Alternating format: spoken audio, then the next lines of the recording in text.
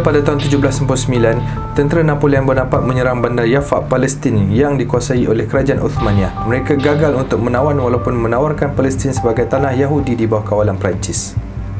Pada tahun 1896, seorang wartawan Yahudi bernama Theodor Herzl menulis buku bertajuk Negara Israel.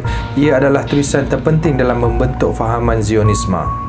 Pada tahun 1897, Herzl menganjurkan Kongres Zionis pertama di Switzerland, sebuah kongres untuk menghasut kaum Yahudi untuk menawan Palestin. Pada tahun 1907, seorang ahli kimia Yahudi, Chaim Weizmann, menubuhkan sebuah syarikat di Jaffa bagi membangunkan tanah Palestin. Dalam tahun 1910, pertubuhan dana Yahudi membeli tanah di sana dan menghalau ribuan rakyat Palestin.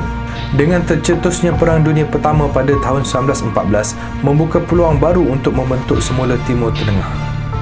Semasa perang, British dan pertubuhan Zionis merancang untuk menakluk kawasan Palestin yang berhampiran di terusan Suez kerana British telah pun bertapak di Mesir. Pada tahun 1915, satu memorandum rahsia bertajuk Masa Depan Palestin telah dibentang di Kabinet British. Memorandum itu mengesyorkan Palestin diperintah bawah koloni British. Ini membuka peluang lebih ramai umat Yahudi untuk bertapak di Palestin. Pada tahun 1917, Deklarasi Balfour diumumkan kepada komuniti Yahudi oleh Baron Rothschild. Deklarasi itu adalah untuk menubuhkan Palestin sebagai penempatan nasional kaum Yahudi. Kemudian pada bulan Disember 1917, tentera British yang diketuai Edmund Allenby menjajah Baitul Maqdis bersama unit tentera Yahudi. Salah seorang tentera adalah David Ben-Gurion, kemudian menjadi Perdana Menteri pertama Israel. Polisi koloni British membenarkan kemasukan pendatang Yahudi untuk menduduki Palestin. Populasi penduduk Yahudi meningkat drastik sehingga melebihi penduduk asal Palestin. Kelicikan Zionis, konspirasi British dan kejahilan rakyat Palestin sendiri yang menjadikan peristiwa ini berlaku. Berpuluh ribu Yahudi diberi kerakyatan Palestin setiap tahun. Pada tahun 1935, ia berkembang sehingga 62,000 pendatang haram Yahudi. Pada lebih kurang 1930-an, Syekh Izzuddin Al-Qassam menubuhkan kumpulan revolusi untuk menyerang entiti Zionis dan British bagi mencapai kebebasan. Di kawasan Bukit Jenin, Syekh Al-Qassam dan tenteranya dikepung oleh tentera British. Dengan semangat jihad, kesemuanya bertemu syahid. Pada tahun 1936, berlaku mogok terbesar oleh rakyat Palestin yang memprotes pendudukan Yahudi. Hampir kesemua rakyat menunjukkan perasaan. Pihak British memenjarakan dan membunuh sesiapa sahaja yang disyaki terlibat dengan revolusi ini.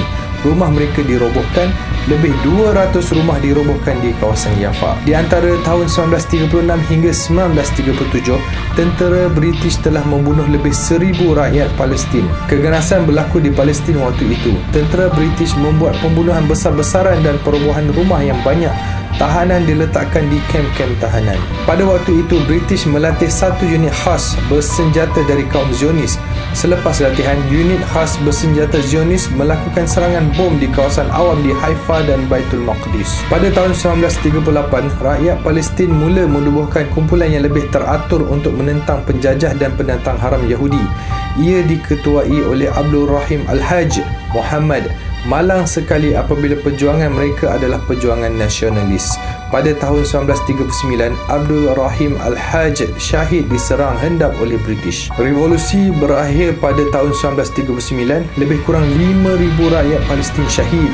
Setiap orang yang disyaki atau mempromosi revolusi dihukum bunuh atau dibuang negeri. Bermula Perang Dunia Kedua, pasukan tentera Zionis menyertai tentera British untuk berperang. Dalam peperangan itu, kaum Yahudi mempelajari kepakaran dalam peperangan sebenar serta teknologi persenjataan. Mereka menggunakan kepakaran itu untuk menjajah Palestin. Pada tahun 1942, pergerakan Zionis menuntut sokongan daripada Amerika Syarikat untuk menubuhkan negara Israel. Pada tahun 1945, selepas Perang Dunia Kedua, Presiden Amerika Syarikat Harry Truman mencadangkan untuk menempatkan lebih 100,000 pelarian Yahudi dari Eropah ke Palestin. Penjajah British kemudian berasa terancam dan mula menghadkan kemasukan pendatang Yahudi ke Palestin. Ini membuatkan pihak Yahudi membuat serangan keganasan kepada tentera British. Zionis menubuhkan sebuah pergerakan pengganas bawah tanah bernama Irgun. Pada tahun 1946 hingga 1947, kumpulan pengganas Irgun membuat banyak serangan ke atas balai polis dan bangunan kerajaan British. Mereka juga menculik dan membunuh tentera British dalam siri keganasan mereka untuk mengusir British daripada Palestin. Ketua kumpulan pengganas ini adalah Menachem Begin. 30 tahun kemudian, pengganas ini menjadi Perdana Menteri Israel. British merakamkan lebih 500 serangan dari kumpulan pengganas ini, termasuk bungkusan bom yang dihantar ke pegawai tertinggi British. Pada tahun 1947, pihak British menamatkan mandat mereka di Palestin, menarik balik semua tentera mereka. Mereka menyerahkan kesulitan ini kepada Pertubuhan Bangsa-Bangsa Bersatu untuk diselesaikan. Resolusi PBB 181 membahagikan Palestin kepada tanah Arab dan negeri Yahudi, 56% dari kawasan tersebut, di mana Baitul Maqdis dijadikan sebagai bandar antarabangsa. Selepas sahaja resolusi PBB ini, komuniti antarabangsa mula menerima idea negara Yahudi ini. Peluang ini dimanfaatkan oleh Zionis untuk melatih lebih ramai tentera untuk berdepan dengan tentera pembebasan Arab. Tentera pembebasan Arab ditubuhkan untuk menentang resolusi ini. Ia diketuai oleh Fauzi Al-Kuwaji. Ramai sukarelawan dari pelbagai negara menyertainya tetapi masih gagal menandingi tentera Zionis.